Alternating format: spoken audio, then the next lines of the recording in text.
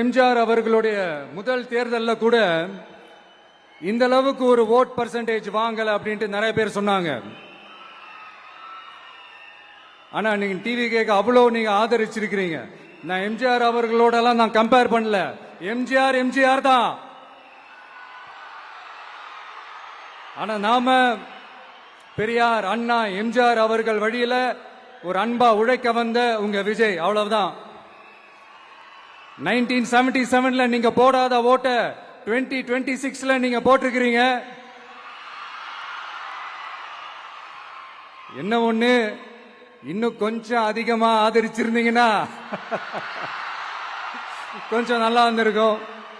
But பரவாயில்ல, ஃபியூச்சர்ல வரப்போற எல்லா தேர்தலையும் உங்களுடைய முழு சப்போர்ட் என்னால வாங்க முடியும்ன்ற அந்த ஒரு நம்பிக்கை இப்போ என் மனசுல ரொம்ப ஆழமா பதிஞ்சிருக்கு.